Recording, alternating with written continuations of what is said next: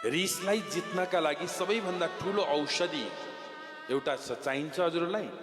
रिस उठी गयो भने त्यो रिसलाई जित्नका लागि एउटै औषधि छ, त्यो कुनै मेडिकल शपमा पनि पाइँदैन, त्यो आमैमा छ। के हो? मौन। चुप्प लागिदिने, एकछिन मुरमुराउँछ, सकियो।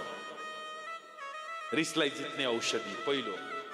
अर्को विषय, रिस उठ्नुको अभिप्राय मतलब यो हो अरूले गरेको गल्तीको सजाय चाहिँ आफूलाई दिनु हो कि फलानाले काम बिगार्यो अरे यता ठुल्लाजु रिसाएर अलिअलि छैन, साइलाले काम बिगारेछ, माइलाले काम बिगारेछ, यहाँ भनेको होइन है।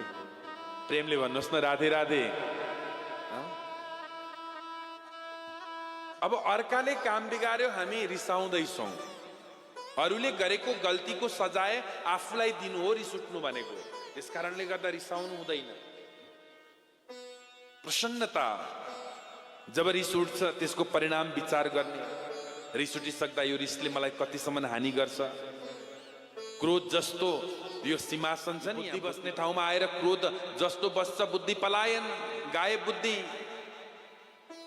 समुपस्थित सज्जनवृन्द, क्रोध मूर्खताबाट उत्पन्न भएर अन्तिममा पश्चातापमा गएर समाप्त हुन्छ। त्यस कारणले गर्दा क्रोध कहिल्यै पनि गर्नु हुँदैन भनेर यहाँ स्मरण गराउनु भयो।